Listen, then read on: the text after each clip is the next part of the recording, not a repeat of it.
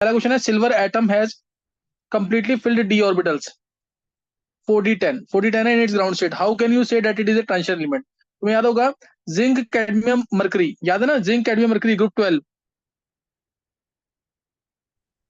ये transition metals नहीं थे।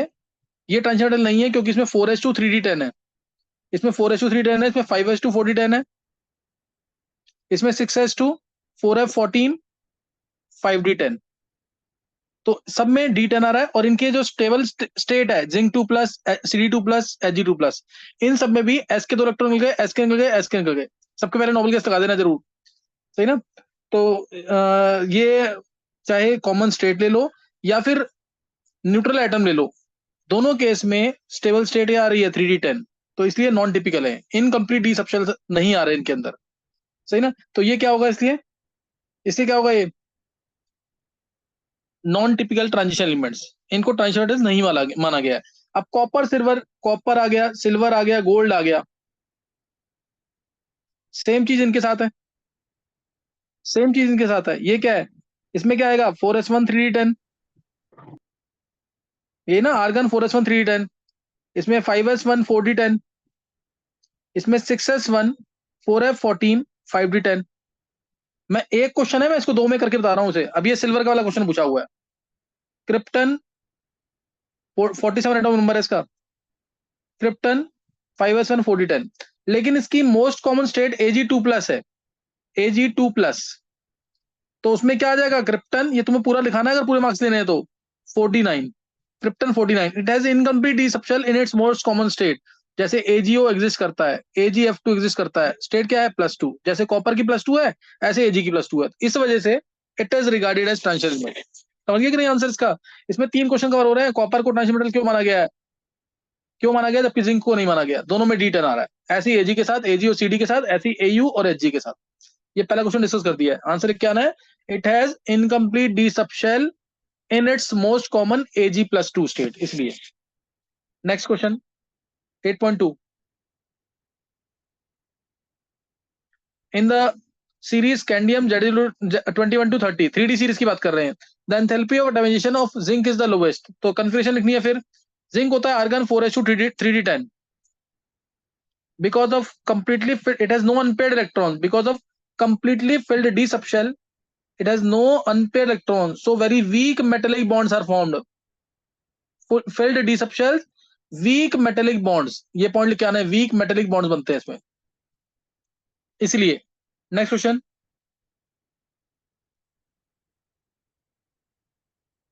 देखो, which of the 3D series of the transition metals exhibit the largest number of oxygen states? 3D series की बात कर रहे हैं, 3D सीरीज में scandium, titanium, vanadium, chromium, manganese, iron, cobalt, nickel, copper, zinc. तुम्हें याद होगा मैंगनीज था यहाँ पे, आर्गन 4s2 3d5 होता है ये, तो +2 +3 +4 +5 +6 +7, ये सारी स्टेट शो करता है +2 से लेकर +7 तक, क्योंकि ये आर्गन 4s2 3d5 है। लोअर स्टेट चाहिए तो एस के 2 इलेक्ट्रॉन निकाले, हायर स्टेट चाहिए तो डी के भी इलेक्ट्रॉन निकाल दिए।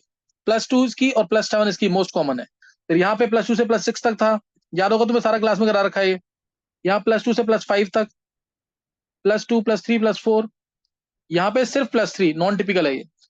आयरन में +2 +3 +6 भी होती है इसके अंदर, +3 ज्यादा स्टेबल है, +2 +3 ज्यादा कॉमन है, फेरस फेरिक। कोबाल्ट में +2 +3, कोबाल्ट में +2 +3, निकल में +2 +4, कॉपर में +1 +2, ये तो कॉमन है, ये तो पता होता है तुम्हें। निकल की +2 ज्यादा स्टेबल है, निकल +2 कंपाउंड मोर स्टेबल देन निकल +4। जिंक नॉन टिपिकल +2 ओनली, तो ये मैंगनीज आंसर है इसका, सही ना, मैंगनीज आंसर है इसका। नेक्स्ट क्वेश्चन, वाई तो समझ आ गया ना, आर्गन 4s2 3d5 है, वाई का आंसर क्या आएगा, argon 4s2 3d5, lower states unpaired electron ज्यादा है इसके पास, अनपेड इलेक्ट्रॉन 5 हैं, लोअर स्टेट तो 4s electron excited, higher state तो even 3d electrons are excited, and less energy difference is there in between 4s and 3d subshells, तो किसी से भी इलेक्ट्रॉन बाहर निकल सकता है। लोअर स्टेट चाहिए तो 4s के 2 इलेक्ट्रॉन निकलेंगे, हायर स्टेट चाहिए तो 3d5 के इलेक्ट्रॉन निकलेंगे। नेक्स्ट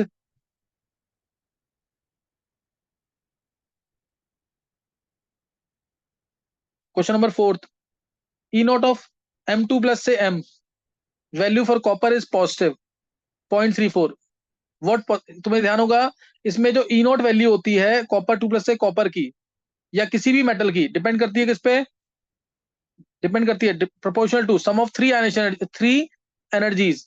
कौन कौन सी? सब आयनेशन एनर्जी, पहले सब्लिमेशन एनर्जी लिखो। सब्लिमेशन एनर्जी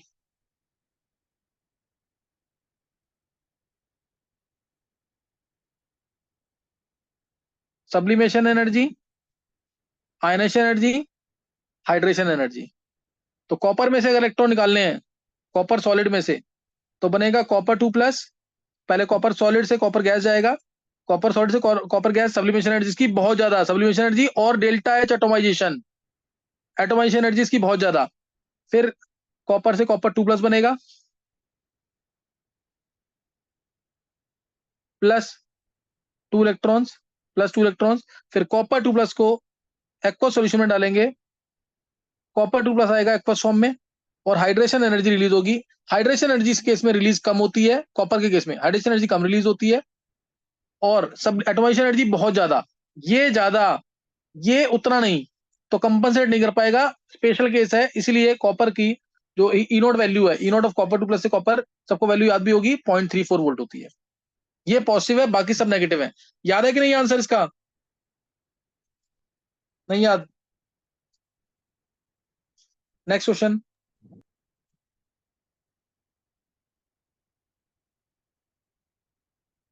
ये तो ये क्या नाम है, निश्चय तुमने ये अनसॉल्व निकालेंगे डायरेक्ट क्वेश्चन ये? सर ये इन टेक्स्ट है। अच्छा इंटेक्स्ट है ये मेरे को लग रहा है कि अनसॉल्व वाले हैं शायद। ये सर इन टेक्स्ट अनसॉल्व वाले हैं, उसके बाद एनसीईआरटी है। अच्छा सही है, चलो मैंने जैसे सीक्वेंस में करते हो बिल्कुल स्टार्टिंग में जैसे सॉल्व दिया होता है एनसीईआरटी में, पहले एनसीईआरटी सॉल्व करते हैं, फिर उसी में से लास्ट में अनसॉल्व होते हैं। इसमें टोटल क्वेश्चन कितने हैं देखना जरा, इसमें टोटल क्वेश्चन कितने हैं?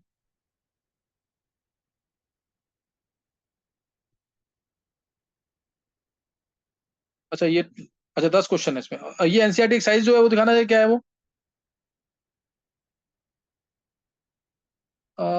स्टार्टिंग में दिखाओ पहला क्वेश्चन। पहला क्वेश्चन इसका सही ये है। अच्छा ये चलो अभी ये जितने होते हैं उतने करते हैं, कुछ नहीं तो करते रहो, दिखाओ क्वेश्चन दिखाओ। क्वेश्चन नंबर कौन सा है? हाँ, how would you account for the irregular ionisation energy of. ये क्वेश्चन तो बहुत ही इंपॉर्टेंट है, मैंने कहा था ये क्वेश्चन आएगा तो फिर फंस सकता है कोई भी। How would you account for the irregular variation of ionisation enthalpies of first and second in the first series of transition metals? याद होगा, scandium, titanium, vanadium, chromium, manganese, iron, cobalt, nickel, copper, zinc. याद होगा। Period में जा रहे हैं। Atomic radii का variation irregular था, पहले था डिक्रीज, फिर था कंपनसेट बराबर लगभग, फिर इंक्रीज था लास्ट में। कॉपर से जिंक में एक्चुअल इंक्रीज देखने को मिलता है। तो एक तो रीजन ये भी होता है since atomic radii is not following a regular trend, इस वजह से। दूसरा, जैसे ही हम इनमें से एक इलेक्ट्रॉन निकाल दे, जैसे आर्गन की बात करें, आर्गन में से मैं जैसे ही एक इलेक्ट्रॉन निकाल दूंगा, ये सॉरी ये वेनेडियम है, सॉरी वेनेडियम के अंदर आर्गन 4s2 3d7 बन जाएगा, ये 3d3, आर्गन 4s2 3d3 बन जाएगा। आर्गन 4s2 3d बन गया, 3d3 बन गया। अब इसके बाद जैसे ही मैं एक इलेक्ट्रॉन निकालूंगा, इसमें से एक इलेक्ट्रॉन निकालते ही क्या होगा, वेनेडियम, ये वेनेडियम है, वेनेडियम प्लस जैसे ही बनेगा वेनेडियम प्लस, तो ये बन गया आर्गन 4s1 3d3। अब ये इलेक्ट्रॉन यहां से यहां ट्रांसफर हो जाता है, याद है ना, क्योंकि वेनेडियम प्लस का साइज छोटा, न्यूक्लियस जो है 4s के इलेक्ट्रॉन को 3d में डाल देगा, न्यूक्लियस जो है 4s के इलेक्ट्रॉन को 3d में डाल देगा, जिसकी वजह से there is reorganisation of energy because of this ionisation, because of this ionisation as soon as vanadium loses 1 electron, vanadium loses 1 electron, then there is reorganization of energy because of this ionization। और उसके बाद क्या होगा, जब ये electron 4s से 3d में गया तो 3d हो गया 4, और एक्सचेंज एनर्जी रिलीज होगी ज्यादा, तुम्हें बता रखा हूं मैंने, क्लास में बताया वो पूरा। 3d4 होता ही अब यहाँ पे एक्सचेंज एनर्जी ज्यादा रिलीज होगी, और रिलीज एनर्जी जो है वो आयनेशन एनर्जी को क्या कर देगी, कंपनसेट कर देगी, वो I1 को कंपनसेट कर देगी। याद आया कि नहीं आंसर इसका? याद आ गया इसका आंसर कि नहीं? यस। वो कंपनसेट कर देगी।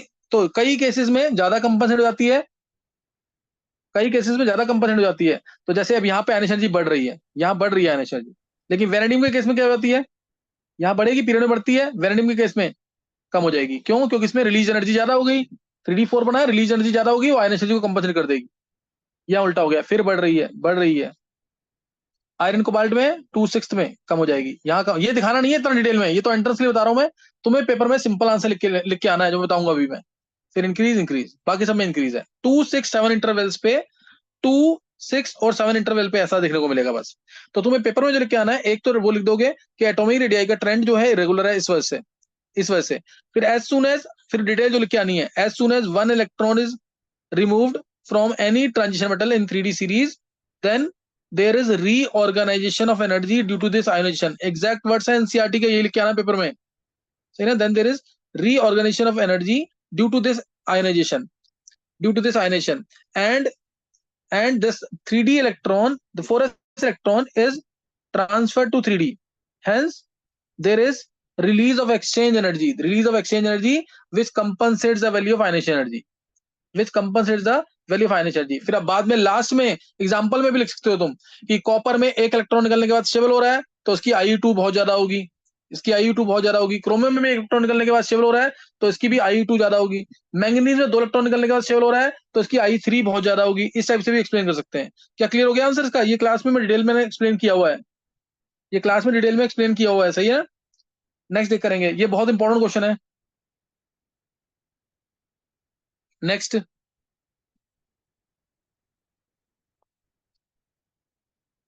why is the highest oxidation state of a metal exhibited in its oxide or fluoride? Oxide और फ्लोराइड में हाईएस्ट स्टेट क्यों आती है? कोई भी तुम केस ले लो, चाहे सिल्वर की बात करें AgF2 हाईएस्ट स्टेट आएगी इसके अंदर, हाईएस्ट स्टेट आ जाएगी। मैंगनीज की बात करें MnO4 नेगेटिव, Mn2O7 इसमें हाईएस्ट स्टेट आ रही है, क्यों? Fluorine and oxygen small size है इनका, हाईली इलेक्ट्रोनेगेटिव है, बेटर ऑक्सीडाइजिंग एजेंट है, इसीलिए किसी भी एलिमेंट की हाईएस्ट स्टेट लेके आते हैं। बेटर ऑक्सीडाइजिंग एजेंट है, किसी भी एलिमेंट की ये हाईएस्ट ऑक्सीजन स्टेट लेके आते हैं। क्या क्लियर है क्वेश्चन?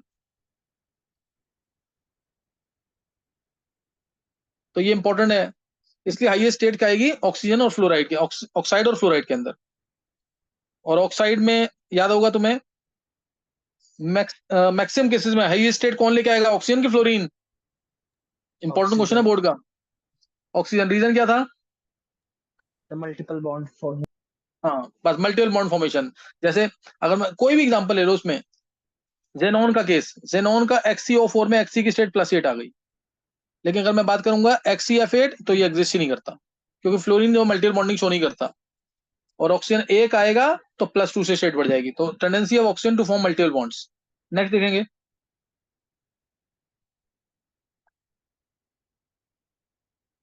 विच इज स्ट्रॉन्गर, ये बहुत बार डिस्कस किया क्लास में, which is stronger reducing agent, chromium 2+ और Fe2+? Chromium 2+ stronger reducing agent है, क्यों? क्योंकि क्रोमियम 2+ से क्रोमियम 3+ ज्यादा स्टेबल है। क्रोमियम 3+ के अंदर T2G हाफ फिल्ड, यार आ गया कि नहीं है? इसके अंदर T2G क्या है? Half filled. देखो क्रोमियम 2+ में, क्रोमियम 2+ से क्रोमियम 3+ में आसानी हो जाएगा, क्यों? इसमें T2G हाफ फिल्ड है, याद है ना। ये D के 5 एनायन या लीगेंड आते ही स्प्लिट हो जाएगा ये, यहाँ 3। तो क्रोमियम 3+ होगा आर्गन 3D3, 1 2 3, ये T2G है, ये EG। तो T2G इसमें हाफ फिल्ड हो रहा है, इसीलिए ऐसा है, ठीक है ना। T2G हाफ फिल्ड है, इसलिए क्रोमियम 2+ आसानी से क्रोमियम 3+ में जाएगा, तो इलेक्ट्रॉन लूज करेगा, लूज कर रहा है इसलिए रिड्यूसिंग एजेंट है, इसलिए क्या है? रिड्यूसिंग एजेंट है।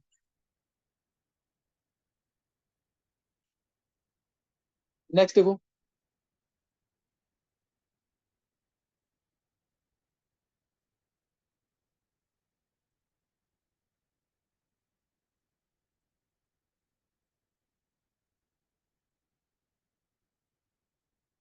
और तुम चाहो तो उसको E0 वैल्यू से भी चेक कर सकते हो।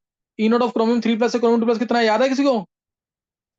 E0 ऑफ क्रोमियम 3+ से क्रोमियम 2+ क्या वैल्यू थी? -0.41 वोल्ट। और E0 ऑफ Fe3+ से Fe2+ कितना था?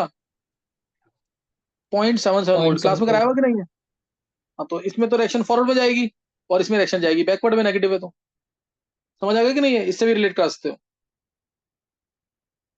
आयरन 3+ भी 3D5 होता है, वो भी है स्टेबल, ऐसा नहीं कि स्टेबल नहीं है, लेकिन T2G इसका ज्यादा स्टेबल है क्रोमियम 3+ का। नेक्स्ट, अच्छा, calculate the spin only calculate the spin only magnetic moment of M2+, cobalt 2+ है, सीधी सी बात, कोबाल्ट 2+ है, क्या आंसर आएगा? ये तो क्लास में बहुत बार रटवाया मैंने। आर्गन 3D7, आर्गन 3D7 है, तो कितने अनपेड? 3 3 अनपेड आ जाएंगे कि नहीं? और 3 अनपेड का मतलब 4 5 6 7, 3 अनपेड, तो 3.9 BM। एग्जैक्ट आंसर निकालना है, mu equal to under root में n into n+2 BM।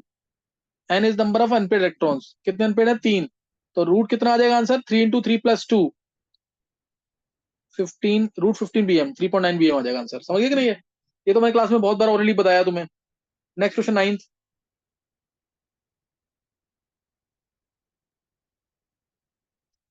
Explain why Cu+ is not stable in aqua solution. ये भी क्लास में डिस्कस हुआ बड़ा है। कॉपर प्लस ज्यादा स्टेबल क्यों नहीं है? कॉपर प्लस से कॉपर 2+ बनेगा, plus electron, copper 2+ plus electron.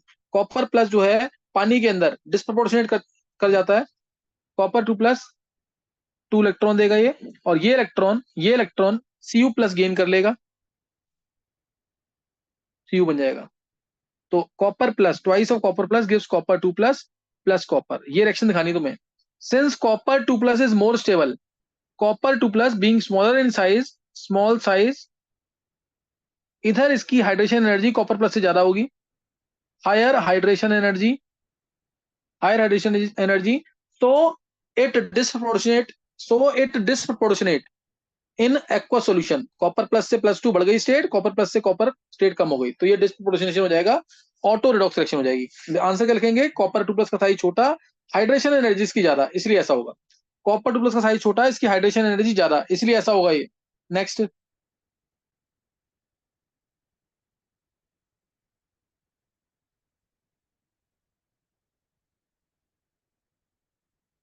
Actinoid contraction is greater from element to element than lanthanoid contraction. बहुत बार क्लास में डिस्कस हुआ है। एक्टिनॉइड के अंदर इलेक्ट्रॉन फिल हो रहे हैं 5f 6d 7s के अंदर, लेंथेनॉइड में इलेक्ट्रॉन फिल हो रहे हैं 4f 5d 6s के अंदर। तो इनमें एनर्जी डिफरेंस कम, याद आ गया ना? इसमें एनर्जी डिफरेंस कम, और कंपेरेटिवली इनमें 4f और 5d में एनर्जी डिफरेंस ज्यादा, तो इसलिए एक्टिनॉइड अच्छा एक मिनट, सॉरी, ये क्वेश्चन तो वो है, एक्टिनॉइड शो मोर वेरिएबिलिटी इन स्टेट्स अगर आएगा तो, एक्टिनॉइड शो मोर वेरिएबिलिटी इन स्टेट्स, उसका आंसर है ये, याद होगा ना? ये आंसर नहीं है अभी इसका, इसके ये किसका था? एक्टिनॉइड शो मोर वेरिएबिलिटी इन स्टेट्स देन लेंथेनॉइड, उस केस में है। एक्टिनॉइड्स के अंदर फिलिंग होती है 5f सबशेल्स की, जिनका स्क्रीनिंग इफेक्ट क्या होता है? Poor, poor screening effect. और 4f के अंदर, लेंथेनॉइड्स के अंदर फिलिंग होती है 4f की, इनका भी स्क्रीनिंग इफेक्ट पुअर है, less poor, less poor screening effect. Paper में ये लिखे आना है, इन actinoids 5f subshells are filled which have poor screening effect than 4f electrons in lanthanoids. 5f का स्क्रीनिंग इफेक्ट ज्यादा पुअर है than 4f, this is due to poor shielding effect of 5f electrons in actinoids. This is due to poor shielding or screening effect of 5f electrons in actinoids then 4f in lanthanoids, then 4f in lanthanoids. तो ये 10 question हो गए discuss. Next देखो क्या है ये। निष्ठा तुमसे ना क्वेश्चन कुछ छूटे हैं अभी।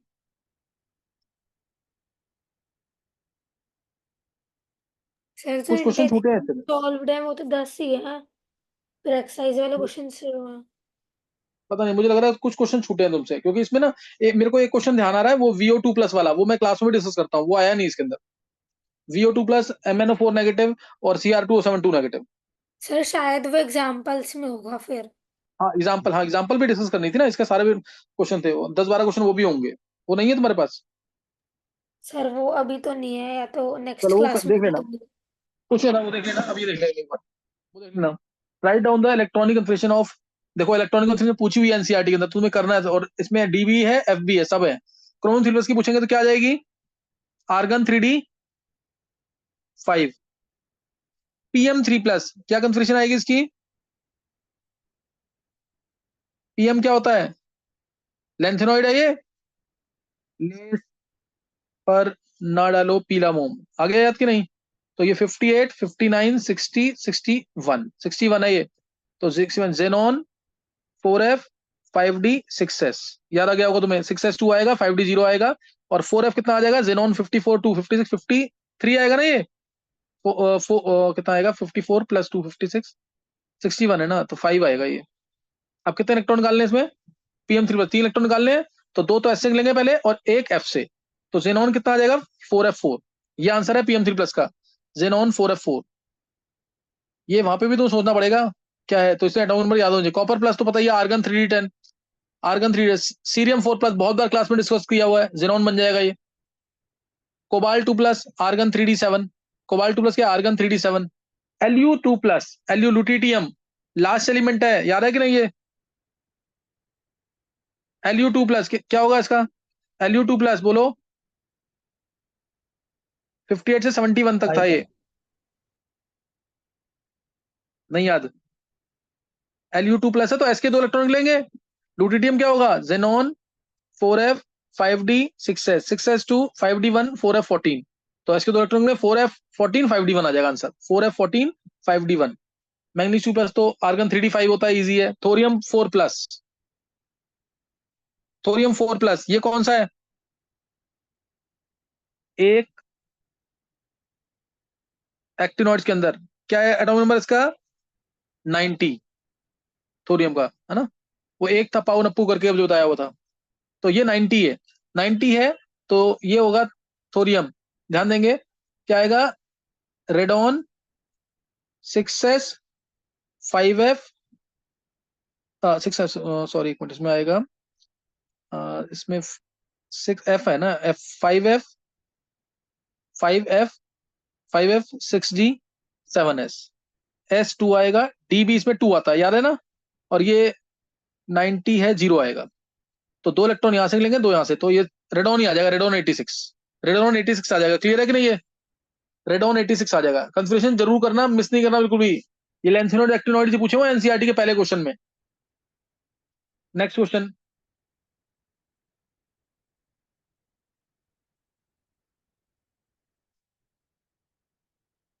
Next question, why are manganese 2+ compound more stable than Fe2+ compounds, क्या आएगा आंसर। मैंगनीज 2+ कंपाउंड क्यों स्टेबल जा रहा है, क्योंकि इसमें हाफ फील्ड कंफिगरेशन आती है, argon 3D5 half field configuration है, तो इसलिए ये +3 में नहीं जाएगा। लेकिन आयरन +2 फिर भी +3 में जा सकता है, क्योंकि ये आर्गन 3D5 है।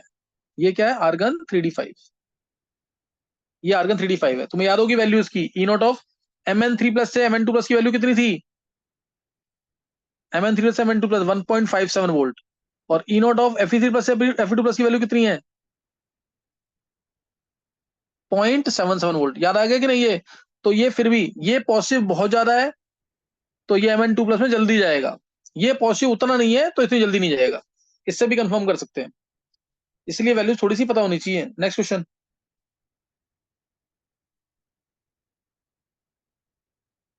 explain briefly how +2 state becomes more and more stable in the first half of the first row transition elements with increasing atomic number।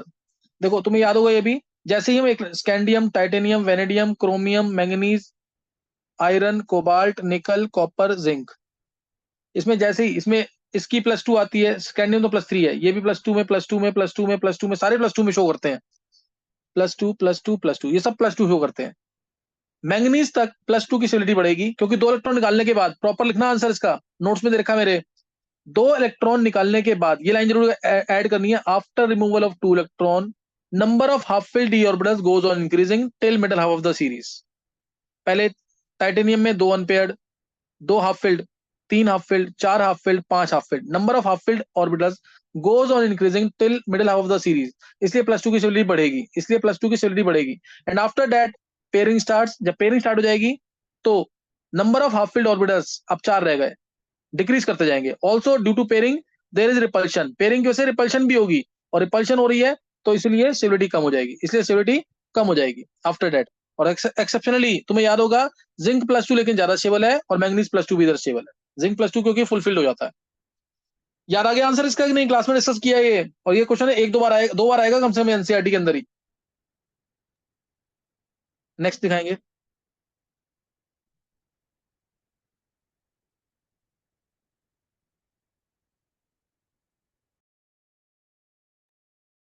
देखो उधर, to what extent do the electronic configurations decide the stability of oxidation states in the first series of trans elements, illustrate your answer with examples. ये तो मैंने बहुत बार discuss कर दिया। Electronic configuration कैसे डिसाइड करेंगी स्टेबिलिटी को? फर्स्ट सीरीज के अंदर scandium, titanium, vanadium, chromium, manganese, iron, cobalt, nickel, copper, zinc, बहुत बार डिस्कस कर लिया ये। देखो फर्स्ट हाफ के अंदर अगर मैं बात करूं तो अगर जिंक की बात करें, जिंक की कन्फिग्रेशन होती है आर्गन 4s2 3d10। तो 2 इलेक्ट्रॉन निकलने के बाद इसके अंदर फुलफिल्ड, यानी डी क्या आ गया, फुलफिल्ड आ गया, डी फुलफिल्ड आ गया, इसलिए क्या होगा, डी फुलफिल्ड आ गया, तो इसलिए इस जिंक की +2 स्टेबल है। जिंक की कौन सी स्टेबल होगी, +2 स्टेट स्टेबल होगी। और भी एग्जांपल, और वैसे तुम्हें स्टार्टिंग में जरूर लिखना है कि इनके अंदर 4s और 3d सबशेल के अंदर एनर्जी डिफरेंस होता है कम, इसलिए लोअर स्टेट चाहिए तो s के इलेक्ट्रॉन एक्साइट करेंगे, और अगर हायर स्टेट चाहिए तो even 3d electrons are excited, then even 3d electrons are excited. समझ आए कि नहीं है? नोबल गैस कन्फिग्रेशन आ जाए 2 इलेक्ट्रॉन निकालने के बाद, या 3 इलेक्ट्रॉन निकालने के बाद नोबल गैस आ जाए, या हाफ फिल्ड आ जाए, नोबल गैस आ जाए, हाफ फिल्ड आ जाए, या कंप्लीटली फिल्ड आ जाए डी ऑर्बिटल्स, तो उस केस में उस स्टेट की स्टेबिलिटी ज्यादा। If after the removal of 2 electron 3 electron half filled configuration is obtained, D10 configuration is obtained, or completely filled configuration is obtained, then that state will be stable. तुमने manganese में से 2 electron निकाल दिए, manganese क्या था, argon 4s2 3d5, 2 electron निकाल दिए तो ये बन गया आर्गन 3d5। इसका मतलब मैंगनीज की +2 स्टेबल है, इसका मतलब क्या, मैंगनीज की +2 स्टेबल है। मैंगनीज में से सारे इलेक्ट्रॉन निकाल दो लास्ट में, 4s2 3d5, मैंगनीज +7, तो ये भी स्टेबल माना जाता है, ये भी प्लस सही ना। हाफ फील्ड आ जाए, फुल फील्ड आ जाए, नॉर्मल गैस कंफिग्रेशन आ जाए इलेक्ट्रॉन्स निकालने के बाद, तो इसका मतलब वो स्टेट स्टेबल है। क्या क्लियर है कि?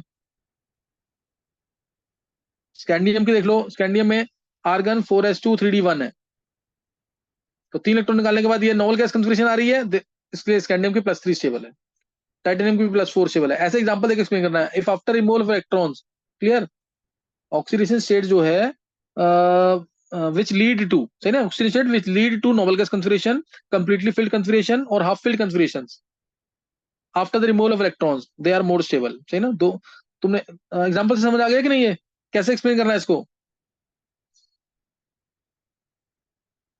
देखो oxidation states which lead to half filled, full filled और complete noble gas configuration are more stable। फिर एग्जांपल दे देना। नेक्स्ट 5th क्वेश्चन देखेंगे।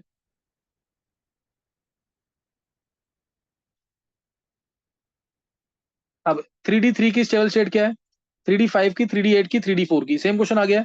3d3 क्या होगा, आर्गन 4s2 3d3, वेनेडियम है ये, तो +5 स्टेबल, 5 इलेक्ट्रॉन निकालने के बाद नोबल गैस कन्फिग्रेशन। 3d5 है, 3d5 क्या होगा, इसको तुम मैंगनीज से भी कर सकते हो, मैंगनीज से एक्सप्लेन करना, क्योंकि होगा आर्गन 4s2 3d5, तो इसकी +2 और +7 स्टेबल है। क्लियर है कि नहीं? है +2 और +7 स्टेबल है, और इसको चाहो तो तुम 3d 4s1 3d5 से भी एक्सप्लेन कर सकते हो। तो इसमें तो क्रोमियम की +3 और +6 ज्यादा स्टेबल है, क्रोमियम की +3 +6 स्टेबल है। 3d8 में निकल आ गया, निकल की तो तुम्हें पता ही है, क्वेश्चन कराया हुआ बहुत इंपॉर्टेंट, निकल की +2 स्टेबल होती है। आर्गन, ये निकल है, आर्गन 4s2 3d8 निकल है, निकल की +2 स्टेबल होती है। 3d4 तो क्रोमियम होएगा, आर्गन 4s2 3d4 होगा, 4s2 3d4 को 4s1 3d5 लिख देंगे, तो क्रोमियम बन गया, इसकी +6 स्टेबल है, +6 एंड +3 लिख देना, क्रोमियम की +6 and +3 is more stable. Clear हो गया कि नहीं क्वेश्चन ये? 6th क्वेश्चन देखेंगे। Name the oxo metal anions in of the first series of transition metals in which the metal exhibits the oxygen state equal to its group number। बहुत सारे example दिए हैं, ऑक्सो मेटल एनायन होना चाहिए, जैसे chromate ion +6 state आ रही है, group भी क्रोमियम का 6 होता है। डाइक्रोमेट आयन ऑरेंज कलर का +6 स्टेट आ रही है, क्रोमियम का ग्रुप भी 6 है। इसके अलावा पर मैंगनेट आयन +7 स्टेट आ रही है, और मैंगनीज का ग्रुप भी 7 है, मैंगनीज का ग्रुप भी क्या है, 7। वेनेडेट आयन VO4 3 नेगेटिव, वेनेडियम पे +5 स्टेट आ रही है, और ग्रुप भी इसका 5 है। समझ आइए कि नहीं? ये 3-4 एग्जांपल दे दिया मैंने, ये एनसीईआरटी का क्वेश्चन है, तुम्हें पता होना चाहिए। 7th question,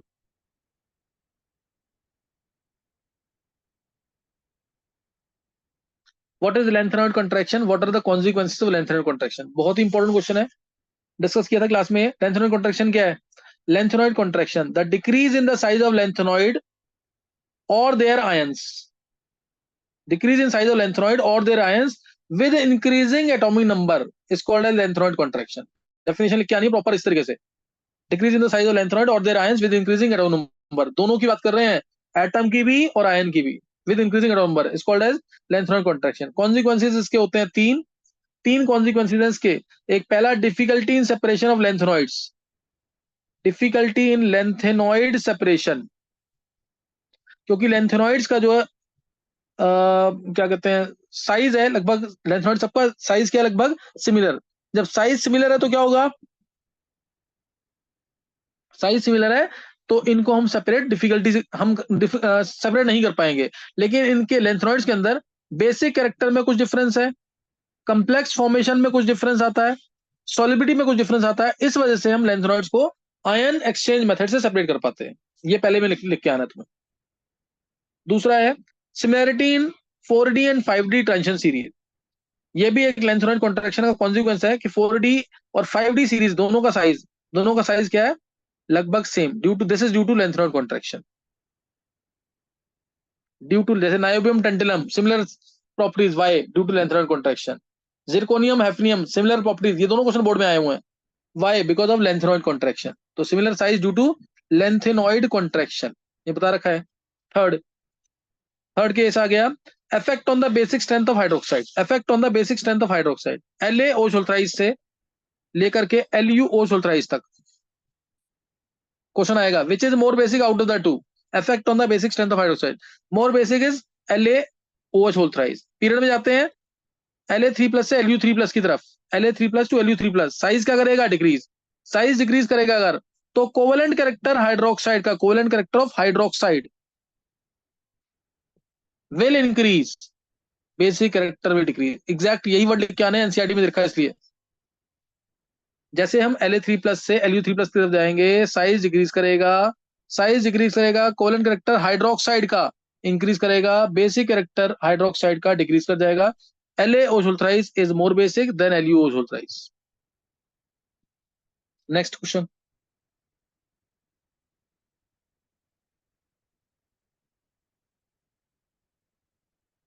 ninth,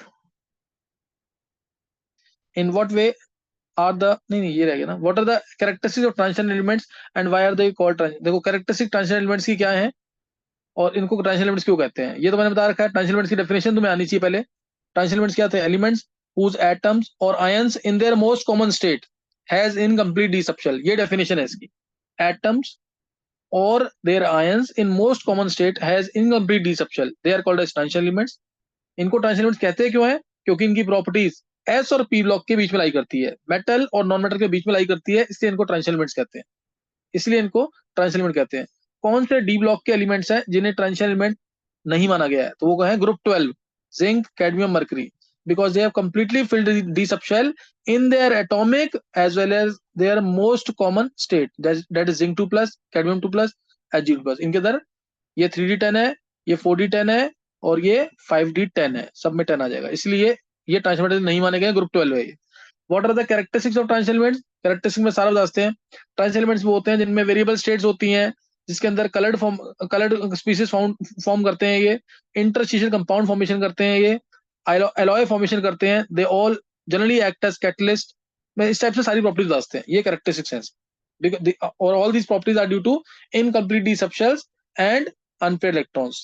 ninth question, in what way are the electronic configuration of transition elements different from non transition elements. देखो ट्रांजिशन एलिमेंट्स की प्रॉपर्टी वो कन्फिगरेशन पहले लिखना पड़ेगा तुम्हें, डी ब्लॉक की n-1 d1 to 10 ns0 to 2, इसमें electron last shell में भी जा रहा है, सेकंड लास्ट में भी। और बात करें अगर नॉन ट्रांजिशन, तो जैसे एस ब्लॉक लिया, एस ब्लॉक में ns1 to 2 सिर्फ लास्ट शेल में इलेक्ट्रॉन जा रहा है। बात करें पी ब्लॉक की, तो लास्ट शेल में भी जा रहा है, इसमें भी लास्ट शेल में जा रहा है, लास्ट शेल में भी जा रहा है, ये है रिप्रेजेंटेटिव एलिमेंट्स, एस और पी ब्लॉक एलिमेंट्स। ये है D block elements. F block की कन्फिगरेशन भी याद कर लेंगे, n-2 f1 to 14, n-1 d0 to 1 ns2। Last shell में जा रहा है, ultimate shell, penultimate shell, anti penultimate shell, तीनों में जा रहा है, तो ऐसे कन्फिगरेशन लिखकर फिर समझाना है। ऐसे कंफर्मेशन लिख के फिर समझाना है। 10th क्वेश्चन क्या है?